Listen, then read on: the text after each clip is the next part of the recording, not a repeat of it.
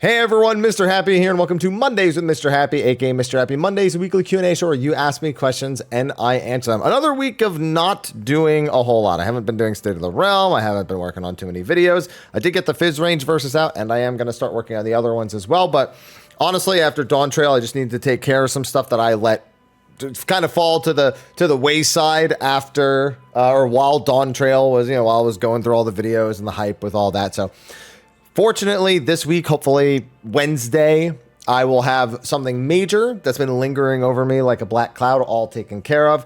And then I can go into September and just focus, That would be preferred over how things have been the last several weeks. But looking forward to it. Looking forward to just telling. Also, just notice I got last week's video in front of me because I got to read the questions. Same shirt. It's not my fault. This is my gym shirt. So, come back from the gym and this is the shirt that I'm wearing. What can I say? Maybe I'll wear a different gym shirt next Sunday or something like that.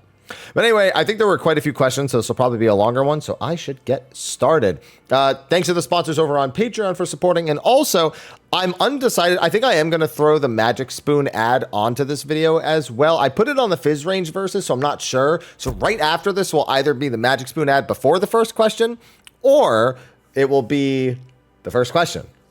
I don't know why I made it seem like there's more than two options there with the way I was phrasing that. But one of the two, so if the Magic Spoon ad is here, then watch that, and then we'll go on to the question. And if not, let's get into the questions. This was a weird intro. I'm going to leave it as is. Before we get started, though, this video has a sponsor, Magic Spoon. They've been sponsoring the channel for a while now with their wholesome, high-quality, high-protein cereal, and they're back for another month. For me, Magic Spoon's been one of my ideal post-workout snacks for a while now, especially because I tend to want to get right back to work after I get back from the gym. I'll just pour a bowl, or honestly, just grab the bag half the time and just eat it right out of there, or sometimes I'll just grab a treat bar or two and just devour them real quick after I'm done with my workout. It's great. So if you'd like to try Magic Spoon while also supporting the channel, then click the link below to get some today. Build your own custom box of cereal with tons of available flavors, and honestly, I'd recommend throwing some treat bars in there because I really like them and I highly recommend them. Best of all, use my link and discount code Mr. Happy to get $5 off of that custom box. And if you don't like it, Magic Spoon has a 100% happiness guarantee. Let them know and they'll refund you, no questions asked. So click the link below or scan the QR code on the screen and use code Mr. Happy to get $5 off, or go to magicspoon.com/Mr. Happy to save $5 on your order. It does also work in Canada and the UK. Thank you again to Magic Spoon for sponsoring, and now on with the video. I had to scroll down a little bit for the first one. Hashtag Mr. Happy Mondays. Hello and good day. Hi. I recently encountered a question online and wanted to hear an answer from someone with a lot of raiding experience. We use a lot of old mechanic names to describe how new mechanics work. Wild Charge, Proteans. Yeah, Proteans definitely a big one. What are the most recent mechanics to enter the lexicon as descriptors for later mechanics? And do you see anything in DT that might be used as a reference for years to come? No, I think everything's pretty distinctly belonging to the mechanic. Like, nobody's going to call, like, if we see another Valagarmanda tank buster where it's like the tower that repeats and then leaves the cone behind, I don't think we would call that the name of that skill. I think people would just say that it's coming up like towers and behind or something like that. But no, like all the ones that we have for that are like really fundamentally basic, like calling point blanks chariots and donuts dynamos and clock spots Proteans and tank busters with the first target. Well, like they're very fundamentally simple things. There's only a handful of mechanics that are not simple that we use. Like, for example, anytime there's like a bring flares to the outside of the room, like a debuff vomit with very specific debuffs like forked lightnings and spread AoEs and stuff, we call those grand crosses because of X death. That's probably the most complicated case of referring to a mechanic with another mechanic, and I don't think anything in DT is going to earn that. Well, there's no hashtag on this one, but I saw this person saying hi as I was scrolling down, so you lucked out. Hi, Mr. Happy. Hi. Don't know if I made it in time for this week's recording, but I've been thinking. Well, it's good that you've been... No, I'm kidding. Thank you. Well, welcome. With how busy the release schedule for games is and it being your job, do you think you still form the same connection to games now, or you have to be beaten fast to be compared to your old favorite childhood games when you had more time and options? No, because when I was young, I still objectively looked at games about how much I enjoyed them. Like, for example, Final Fantasy VII is the first Final Fantasy game I ever saw. Final Fantasy VIII is the first Final Fantasy game I ever owned. I had all the time in the world to play those, and I didn't form more of a connection with those games, despite being the first ones. I liked them enough to keep playing Final Fantasy games, and then the more I played the franchise, the more I just realized that I enjoyed the franchise. But no, I don't have any more of a... Another great example is Final Fantasy XI. I had all all the time in the world to play Final Fantasy 11. And I'd say that more so solidified, again, my connection with the Final Fantasy franchise. It's the reason why I play 14 today. But you also don't hear me constantly praising 11 because of the connection I had with the game back then. I still look at the experience overall and how it kind of ages up to my experience today. So no, I think it's the same. I overplayed games as a kid. I rushed through them and blasted through them and just was playing nonstop, and I do that now, and I don't think it's really any different. Hashtag Mr. Happy Mondays. Greetings, Mr. Happy. Hi, greetings. Chat? There is no chat. There's only comments. How are you? I'm doing all right. I hope you and the family are keeping well. Well enough. My question is a fashion mount type. Well, I'm useless in this category, so let's see. What do you think of the concept of having the ability to utilize radios, headphones, and other electronics due to lore reasons or in-game mounts for a custom playlist? The problem has never been that they can't give us a custom playlist like because they need a lore reason. Sogen described years ago that it has something to do with conflicting with the way that the other audio elements in the game are designed. So for example, the way that audio is loaded in when you go into a zone or the way audio is loaded in when you get onto a mount makes making that music dynamic a lot harder. So it's a spaghetti code thing that makes it difficult to just go through music in any zone you want. Housing areas, and thus the orchestrion itself, are made with that function in mind or have been developed with that function in mind. That's to say, they absolutely could do that elsewhere, but they'd have to do it for every single zone, and there's probably not one underlying code that they could change and adjust every zone. It probably has to be done for every individual one. So, listen, I'm saying, obviously, with technology, there's always a way. But they've kind of backed themselves into a corner, and I don't think they think it's that important of a thing to do. So I don't think it matters much to them. I think they have no problem adding them as accessories or glams, but functionally, I think it's something that they will probably not do, or if they do, it's going to still take quite some time. Hashtag Mr. Happy Mondays. Hello and hi. Hi. I'm glad to hear you're working on a leveling guide from 1 to 100. I think that's something that is missing currently in this community. I have leveling guides for every other range, just I don't have one video for the whole range. My question is related to the awkward spot between 60 and 70. Doesn't have any good choices. Just good if I spam Void Arc with leveling dungeon queues. So I actually tested this week. I specifically tested to see if Void Arc would work, and unfortunately, I wouldn't recommend it. One Void Arc run takes anywhere from 15 to 20 minutes on average, and it only gets you I'd say like between a third and a half of a level. It's like somewhere in between, like not an exact percent. And so within an hour, yeah, you could get a level, but 10 hours to level is really not much faster than any of your other options. I think right now, 60 to 70 is the range where you use your daily roulettes on. And if you want to spam level, either have a group of friends for dungeons like you would with most other level ranges, or honestly, PvP. I think that's the go-to play. That's the PvP range, is 60 to 70, because Heaven on High just isn't good enough. Like, the queues aren't fast enough, and I wouldn't recommend solo queuing into Heaven on High in order to level. So, yeah, that's the rough one. But Void Arc, I don't think is worth it. Hashtag Mr. Happy Mondays. What's good, Haps? Hello. Group is working on A for us. Minimum item level, no echo. I mean, it's easier than it used to be. Just need to not troll Nisi, we should have it in the bag. For Eden Ultimate, after Eden Ultimate, we might be looking at Shadowbringers MSQ, but thinking about it, they've never had a wall boss in any Ultimate. Do you think that will be a major design challenge for them to overcome? No. They've made enough other fights in the game. We've had enough wall bosses at the end of Savage Tears, Extreme Trial.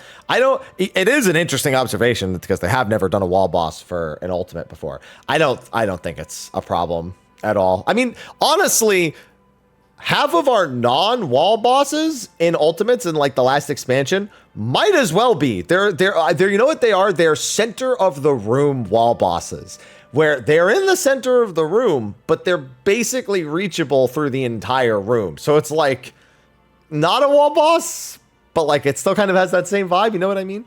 No, I don't think this is going to be a struggle at all. I just think that the bosses they've been pulling from haven't been wall bosses. So they just haven't done it yet. So I think, yeah, they'll probably just start with it in Shadowbringers. Hashtag Mondays with Mr. Happy. Greetings and salutations, Mr. Happy. Hope it's been a good week. Yeah, just chilling. Not much else I could say after the start of the video. I think most of us really appreciate how many aspects were borrowed from Treasures of Otter gone for Dawn Trail, since most of us viewed it as the best content expansion for 11, while Chains of Promethea had the best story. Since they've continued to take specific character models for enemies, do you find it odd that we didn't get a version of the Final Fantasy 11 Hydra somewhere in Tyrol? Given the nature of the Tyrol Vidral, it would be an excellent callback for us to fight that monstrosity again. I'm not going to lie, the Final Fantasy 11 Hydra is not that impressive of an enemy. Like it'd be honestly, I guess technically I don't need to say this. We have Cerberus in the game, so I guess it kind of checks out. But like the Hydra's not really a popular boss in 11. Like even in terms of the Treasure's world bosses, I don't think they care at all. I also don't think they want to actually do anything with a Hydra. I don't think a Hydra makes sense for Tyrell itself. Like, yeah, there's a lot of models from Treasures, but like, yeah, the Vidral, I don't know. I don't really see it as something that we need. You know, we have Hydras already in the game. We have a boss called the Hydra. Like they could, but there's no like reason to do it in the first place either. You know, like, could you? Yeah. But do you need to force, like, shove a Hydra into the game? Not really. Hashtag Mr. Happy Mondays. Hello. Hi. And one extra hello for any miss. Quick ramble before my question. From the brief mention of Guild Wars 2 last week of other MMOs you played, I figured you might be worth another revisit someday as their 5th expansion, Dancer Wilds, will be having released. Yeah, I know a few people that are playing it, but I'm not playing. Also, that Mrhappy system you mentioned 11 sounds similar to Guild Wars 2's Mastery system. Okay, so that was in Heart of Thorns. I remember that because I played Heart of Thorns. I hated it. I hated it in Heart of Thorns. Maybe it's gotten better because I'm only talking about on-release Heart of Thorns. At first, I was like, this is pretty cool. But then I realized what I was doing to get those mastery points, and I wasn't having a lot of fun getting them. So I know that you're not saying they're one for one, because all I'm saying is that in Final Fantasy XIV, if we were to get a system that was not increasing the level, but they still needed to increase player power over the course of an expansion story, we would essentially get what is 10 levels of equivalent of points. And it's be like, oh, you gained a level, you gained a merit point, and you could spend that merit point on one of 10 things, but then everyone will have gained 10 levels, 10 merits, and everyone will have spent them on the exact same 10. So there's no, like, I know that that's with Guild Wars 2, essentially everyone ends up with the same masteries when they come to that. So I get where the comparison comes, but I definitely don't want exactly that because I did not like the mastery system when it was introduced to Guild Wars 2. With the above mentioned, do you think there are other examples where 14 could experiment with horizontal progression? This isn't horizontal progression. I hope you understand that if everyone can get everything, it's not horizontal.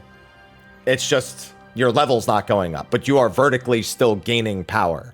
So that's not an example of horizontal progression to begin with. Just because your level's not going up doesn't mean you're progressing outwards this way. You're still progressing upward. Just it's like you threw it, like you slapped a system. It's like you made a sandwich, right? And the sandwich is complete. Level 1, level 2 through 99 is the filler, and then 100 is the top bun, or is the top piece of bread. This is like you then just started building another sandwich on top of the first sandwich.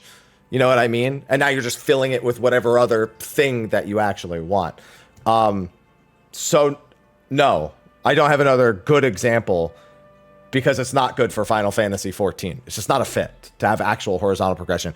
Essentially disguising vertical progression under another name is their realistic solution, and not horizontal, because that's a whole different ballgame. Hashtag Mr. Happy Mondays. Hey, Mr. Happy. Hi. Longtime watcher, first time asker. Welcome. My question is, once again, on the topic of loot lockouts for savageries. It's not your fault. You mentioned that Square Enix is unlikely to remove weekly loot lockouts to keep people subs going, which is fair. But what are your thoughts on making each role a character have its own loot lockout? No.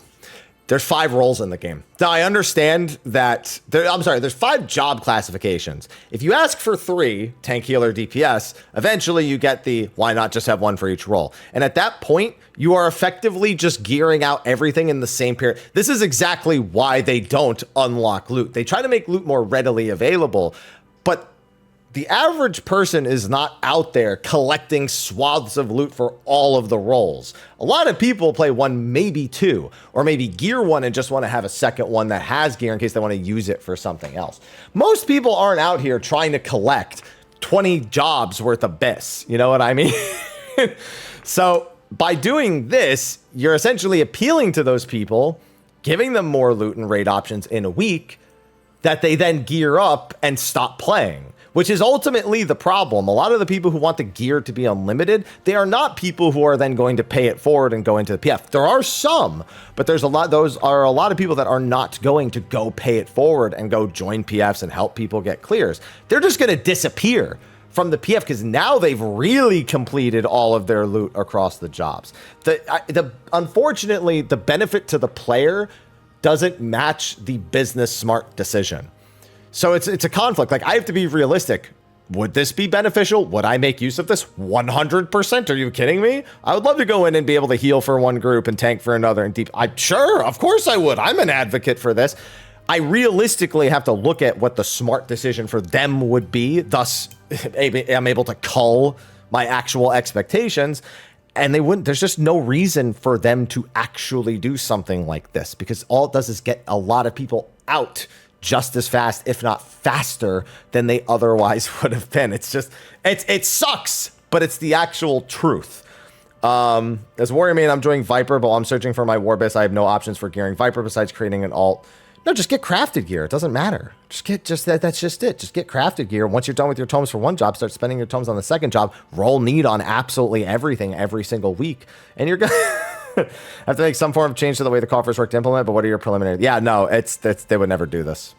Okay, let me rephrase. One thing I could see them doing is the ability to earn a second piece from one fight of your choice, maybe 2 fights of your choice. Like, for example, you could be like, oh, you have a loot lock out of 1 on each plus 0 out of 1 bonus loot. And that's your like extra roll that you spend somewhere across the 4. And you're not loot locked for people until you collect the bonus loot. That way you can technically not inhibit somebody's chest for 2. Like, there are other solutions that kind of give the player that extra sense of agency without being as extreme as this.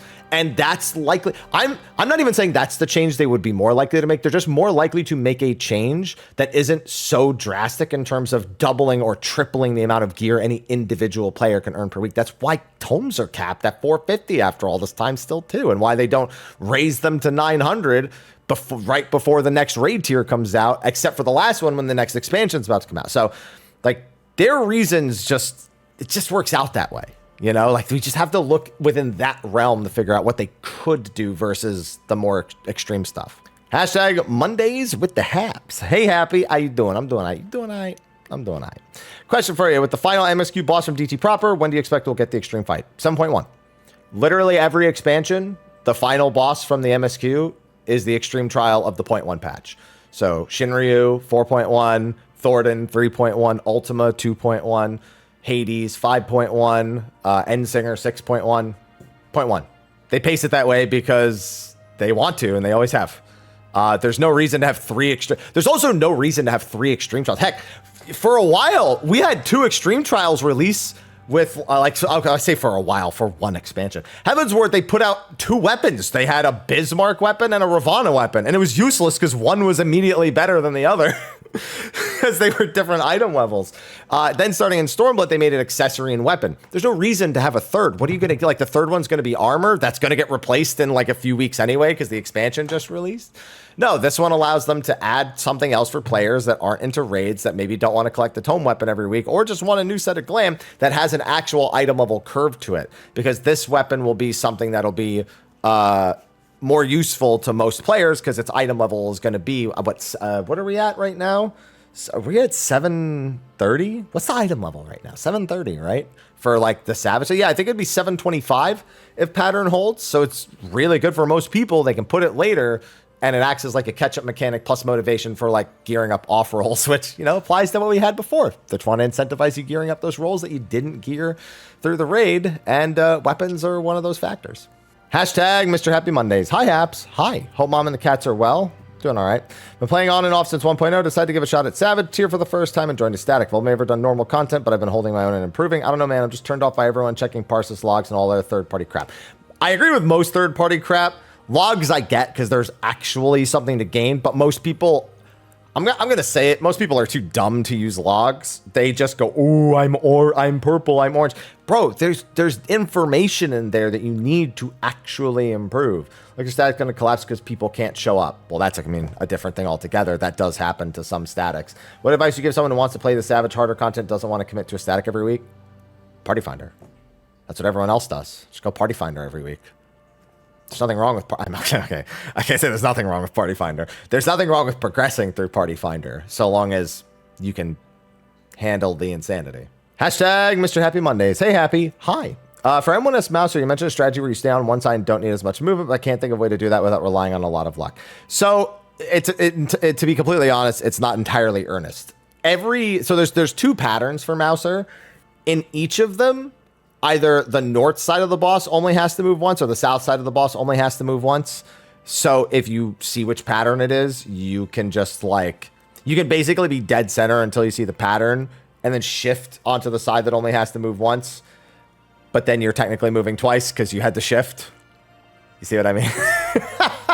So it's not an earnest only have to move once because you have to identify which side only has to move once and then be on that side. You know what I mean? But yeah, essentially, if you were to put the tank on the north and everyone else south, one of you is only going to have to move once.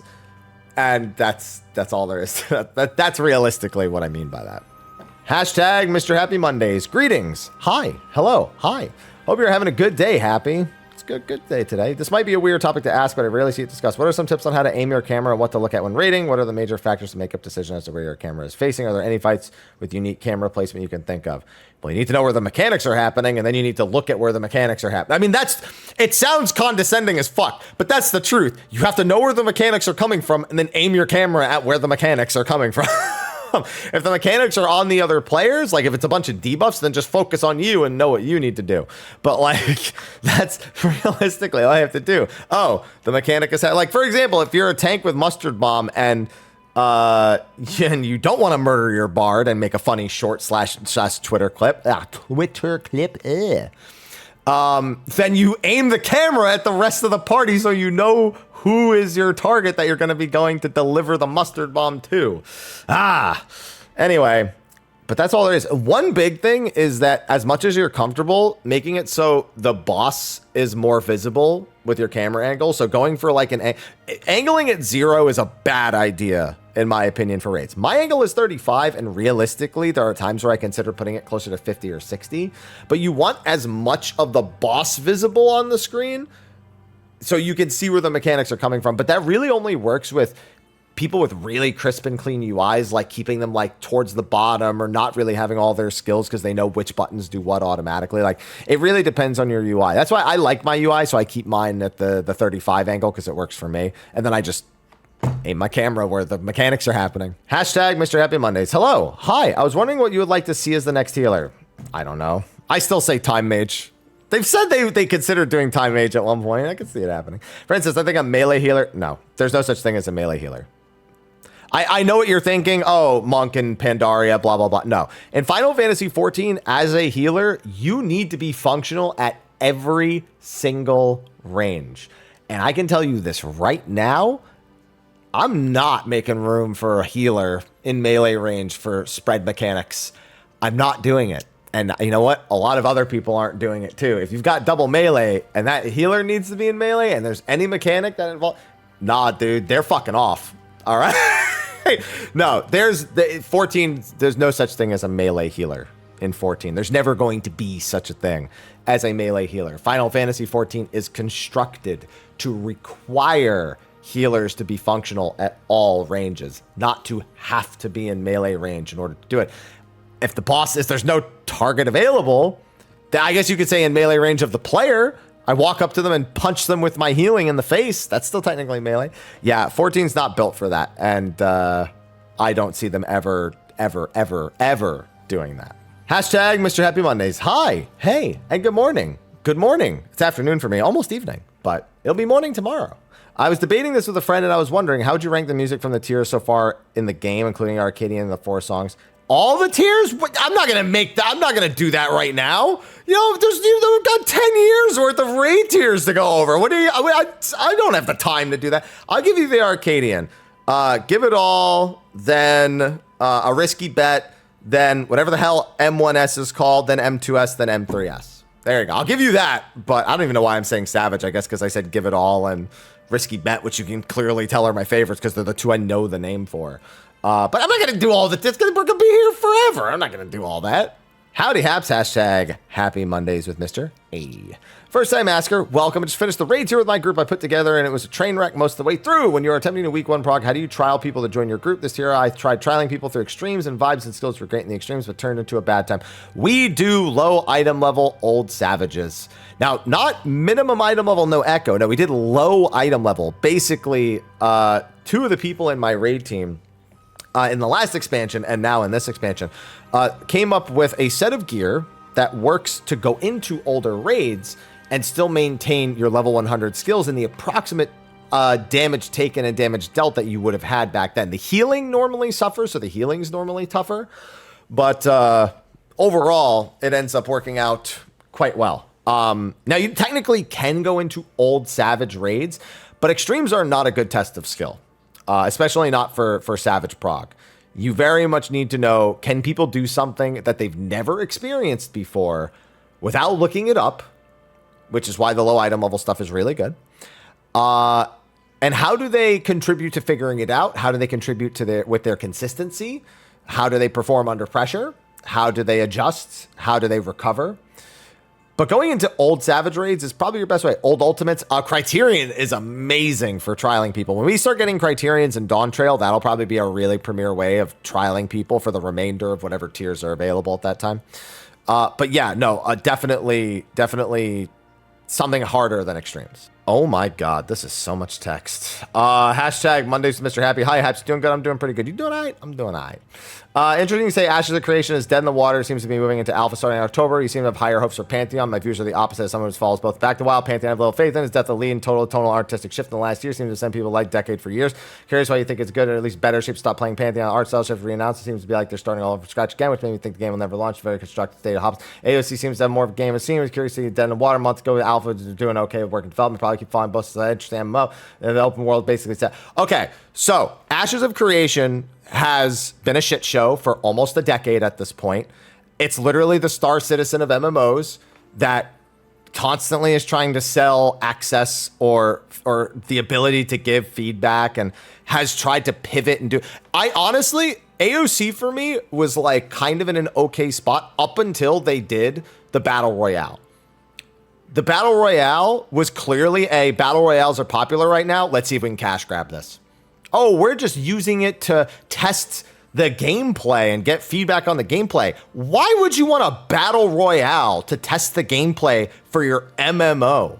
That is not a Battle Royale. Like, it doesn't make any sense. They were clearly just chasing the trend, and it didn't work, mind you. So I have no trust in the game. I have no trust in the company. And I think even if it's okay by the time it actually releases, no one's going to care. It's going to be years and years and years and years and years. It's going to have an amazing launch and a massive fall off. It's going to be New World 2.0, in all honesty. Now, Pantheon, on the other hand, is a game that, in all honesty, will also probably never come out. But if I were to have more faith in one, it would be that. Because Pantheon doesn't want... AOC wants to be the MMO to end all MMOs. And we've seen what happens when you try to be that, right? Pantheon is like, oh no, we just really like old school MMOs and we want a game that's more like an old school MMO. So here's the systems we have in place. Now, I haven't kept up as well. I know that they have like, I think it's like a playtest in December, I think, like an Alpha 2 or something like that in December as well for Pantheon. But I just trust the game more. Like, it's fundamental that, like, I really don't think either of them are ever coming out, or even if they do, it's not going to be a massive success. But I would sooner put my faith in Pantheon as a game that's made for like a very select small number of people versus AOC, which thinks it's, I guess I'll use Deadpool terms, MMO Jesus. And I have no faith in it at all. I just don't think it's going to be, I think it's going to be a disaster. I'll play it maybe just to see for myself if it's ever like released. I actually played AOC at like PAX West in like 2017, 2018, and it was one of the worst things I'd ever played. Back then, they had a reload system for every single skill. You had to do like a Gears of War style reload for every action in order to combo it to another action or to get its special effect. And it was now, fortunately, it hasn't been like that for a long time. But the fact that that was ever an idea and that was put on the show floor of PAX, which is a fucking expensive ordeal, blows my mind. So, yeah, I have no faith. in technically in either, but if I had to pick one, it would be Pantheon over AOC. Hashtag Mr. Happy Mondays. Hi, hello, hi. First time asking a question. Welcome. Do you think they'll ever update buff the tooltips to say the actual number, or do you think it will lead to min-maxing? I mean, I've been asking for this for years. And no. No. No, I will keep in mind, I'm not 100% sure exactly which things you mean, because we obviously, so tooltips for buff debuff. Yeah, I mean, so like, for example, if a boss gives you a damage down, it just says reduces the damage you deal, instead of saying reduces the damage you deal by 33%. No, I honestly don't, because if they were going to do it, they would have done it already, because I've asked about it a bunch of times. The communities, they would have done it already. So it's just not going to do it. I just don't think they'll do it. Hashtag Mr. Happy Mondays. Hey, Happy. Hey, Haps. Hi, hope you're doing fine. I'm doing fine. You doing all right? I'm doing all right. My question relates to what I heard a friend of mine talk about. He said that Ultimates, a patch or two after they come out, are easier than Week 1 Savage. I'm going to skip to the next question and tell you your friend is stupid. Moving on. Hashtag Mondays with Mr. Happy. Hey, Mr. Happy. First time questioner here. Welcome. Hi. I'm a Reaper main that have kept my Machinist place in my pocket for a long time. I think Machinist is super fun, but it's staggering to me that Bard Dancer still out DPS it. It's more of a problem with Bard Dancer being overtuned. So Machinist still hasn't been tuned enough. Man, I want Machinist to just blast. I really want Machinist to just blast things. They're all pretty close to each other. Dancer, last I checked, Dancer was really only exceeding it at the highest percentiles, which you never actually look at because those are usually scuffed to all hell anyway. Whereas Bard is pretty balanced overall. I actually just released my Fizz range versus, so you should go and listen to my thoughts about the various ones over there. But honestly, the big thing with Machinist, and I promise you, if you are in PF, you're better off as a Machinist than as Bard or Dancer. Because all of the damage is in your hands. And that's better than it being in other people's hands like Bard and Dancer. Save yourself. All right, just go Machinist in the PF. Hashtag Mr. Happy Monday. Hello, Haps. How you doing? I'm doing all right. You doing all right? I'm doing all right. Quick question. Been watching State of the Realm since Stormblood. How did you and Sly meet? So, my ex actually met Sly in line for registration for FanFest 2014 and introduced us. And that's it. That's how we met. There's nothing fancy after that. Then I did, what's it called? What's the word? I did auditions for State of the Realm. He was one of them. I picked him. That's it. Hashtag Mondays with Mr. Happy. No hello. Finally happened. You mentioned you went to New York for the new Atlas RPG, Metaphor. Please look forward to my thoughts on that. Have you played any of the SMT games? So I'm assuming you mean SMT proper. SMT 5 is the only one I've played, and I didn't play it all the way through. One thing I really appreciated about SMT 5, though, and I'm sure this is probably true for the other SMT games, I'm so glad the game begins quickly. Like, don't get me wrong, Persona does a great job at setting the stage for everything and getting you kind of invested in characters and how messed up wherever you are actually is or the situation you're in is. But it's so long before you're doing anything but just listening to cutscenes. You don't really get too many options early on because your character has no personality stats yet.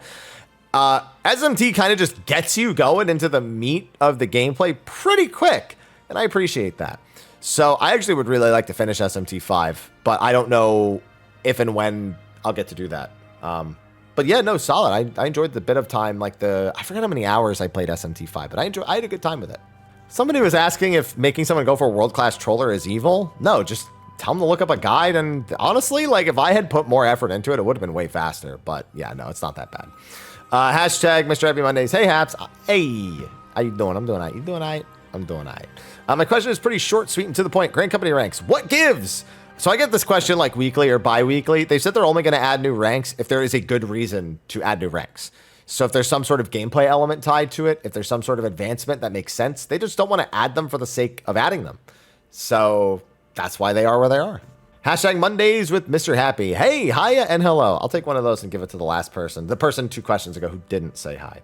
What are your hopes on the new field operations getting in DT and which patch do you think it'll come? We've been told it is aimed for 7.2x, and they said it would be a combination of the things people liked most from the previous 2 exploration zones. So I'm hoping for duels.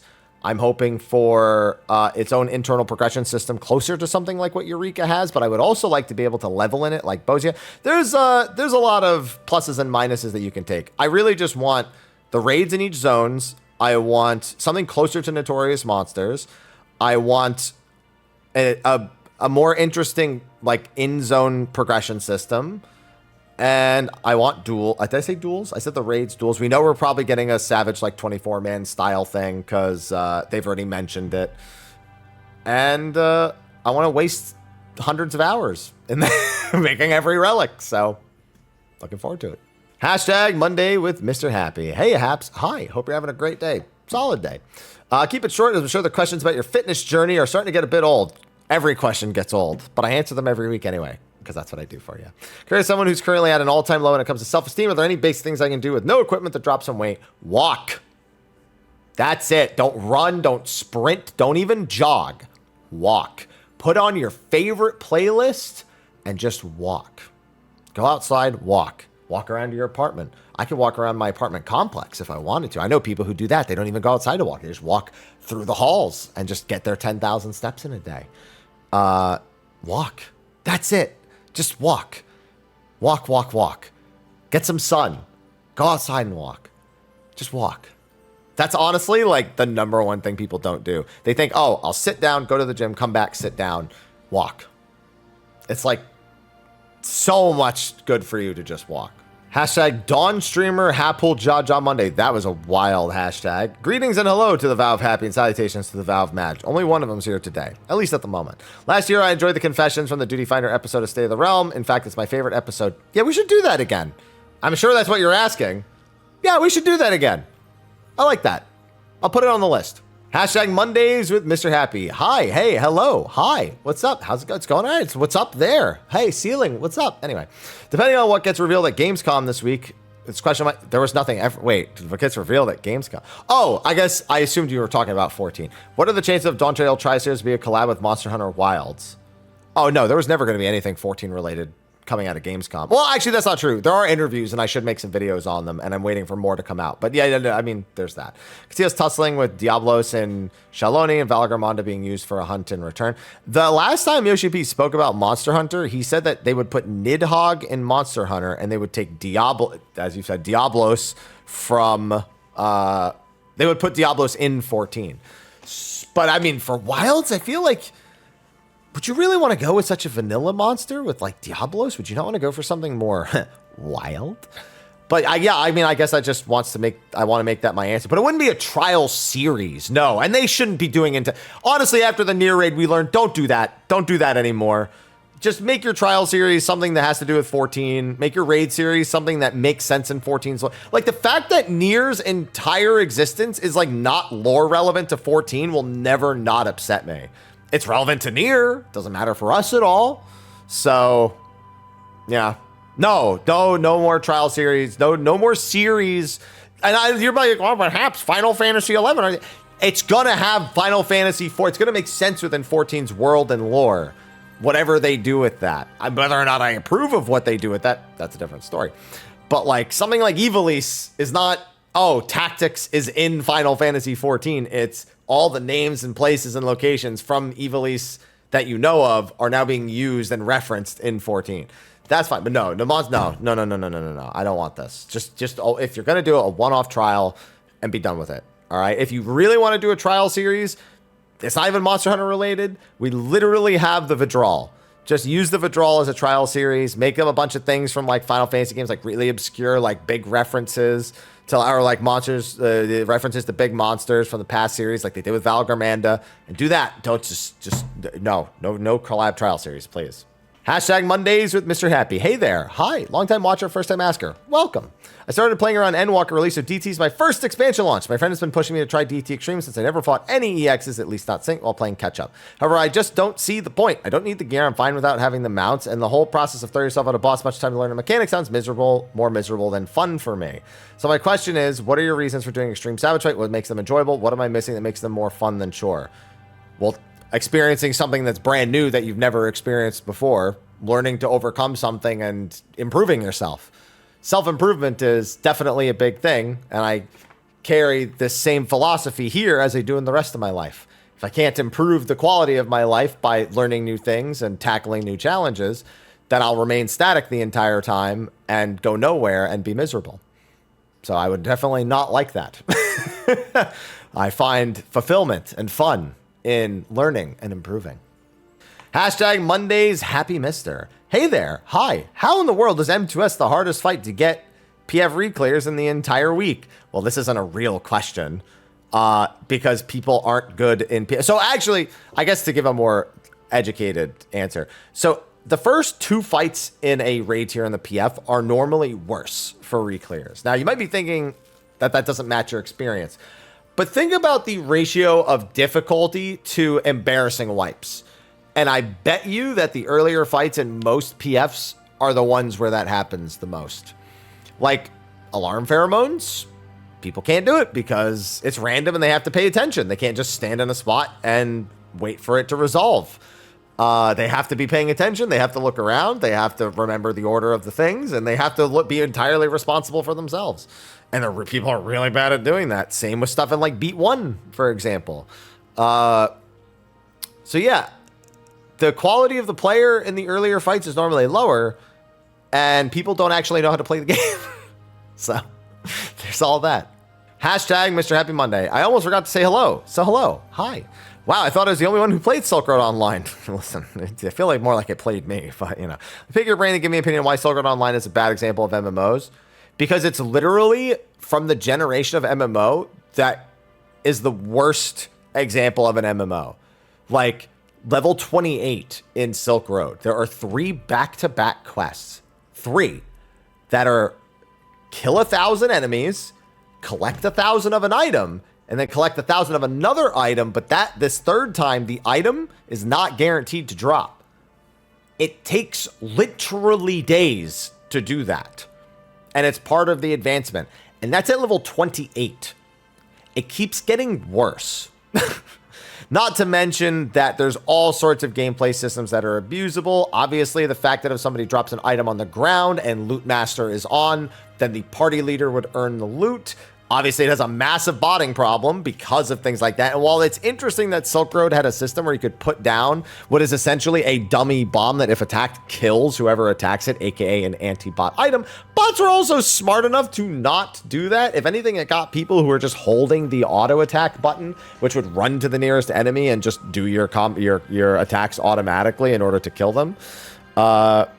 It's literally just one of those like early Korean MMOs that exemplifies the worst of what MMOs had to offer. The most basic, fundamental, foundation level, pets that you pay for that only last a week and boosts and everything that people despise nowadays. It was already here in Silk Road 20 years ago. And we don't need that. All right, and that was actually the last question. There's a few other comments here at the bottom. There's somebody telling people to meld tenacity like 11s or to just use grade 9 materials and then tells people to get good. Bruh. Don't tell people to do bad things and then tell them to get good just because you're a lazy fuck. All right, you're a lazy, cheap fuck. That's not how that works. Bro, you're just going to get kicked from PFs anyway if you do shit like that. That makes the clear rate for you go down on its own, or you have to make your own PFs and people laugh at you anyway. Be like, yeah, sure, you could clear. You could clear with no materia technically, but you're a hindrance and an embarrassment, so don't encourage people to do that. I can't stand when people do that shit. And there's another one where people said they don't want people to be carried because of me talking about like the majority of people. Essentially, if like, for example, let's say 6 or 7 people already had to clear for the week and one person didn't, they don't want that one person to be able to get loot because then you could just cycle through the one person. But they use the example of people buying loot for Gil in the PF. Those people aren't asking to be carried. They're asking to buy loot. Most of the time, those are people that have already cleared and are looking to just eliminate their need for loot. Like maybe they want to get into Barsk groups, but they don't have the weapon yet, for example. That's the most common thing. These things aren't equatable. Like there are definitely people who want to merc pages or merc clears as well. Totally happens. But they're offering Gil for it. That's still not the same. They're sacrificing one thing, their loot, to get something else, their page or just their outright first clear, because they're sick of dealing with the party finder. That's not necessarily always the same thing. I've joined some of those merc groups before and watched that person play flawlessly, and the people who joined the merc to get paid, grief. I've seen it go the complete other way. So these things aren't really equatable. So it just doesn't, the example or the excuse doesn't really work out. I think I saw like one or two other things that I wanted to comment on as I was scrolling through.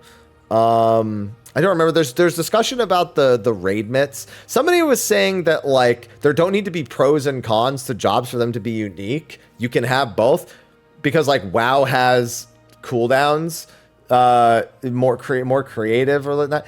No, there are pros and cons to the WoW tanks as well, to all of the WoW jobs as well. That's why you do absolutely see jobs fall in and out of favor, whether they be tanks, DPS, healers, whatever. There's a reason for that. They just don't care as much because WoW is an imbalanced mess, and 14's trying to be as close to evenly balanced as possible, which creates problems when you're trying to actually do unique things, because the easiest way to balance everything is to make them less unique. In other words, I expect there to actually be more balance issues with 14 as they move into uniqueness, because right now, Final Fantasy 14's uniqueness should be in the way that you access power, aka your burst window in Ninja as you're worrying about your Tenchi Jin positioning, as you're making sure you get all your mudras out, as you try to maximize on your trick attack windows, is different from Monk trying to rotate through their perfect balances and make sure that they're keeping up with their forbidden chakras the entire time. And keeping track of their forms and, you know, where they need to be and which chakra, etc. Like the access to power is where the uniqueness is now. And even then, there's a lot of overlapping fundamentals, Reaper and Viper being very similar, for example, and the idea of spend 50 gauge, do really fast attack with off globals, wham, bam, done. Like those, they can work on both, but like the more unique jobs are, the more their pros and cons stand out over each other. And while I do agree encounter design needs to allow things to be more interesting, there are likely to be pros and cons no matter what. It's just a matter of how much you'll notice them or how much they matter to you in the first place. And I promise you, the people who play WoW hardcore, and I don't mean hardcore WoW as in you die and, you know, although probably that too, they could probably list out pros and cons to the different tank cooldowns that exist in that game. And they'd probably have a lot to say about that. So either way, I don't think there was anything else I particularly wanted to comment on. I don't really remember, but I think that was it. And that is going to be a wrap for this week's episode of Mondays with Mr. Happy. Be sure to ask your questions in the comments section of the video below. Thank you again to the sponsors over on Patreon for supporting, and potentially Magic Spoon if I ran that ad at the start of this. Undecided at the moment. And yeah, thanks for hanging out. I will see you in the next video. Until then, take care.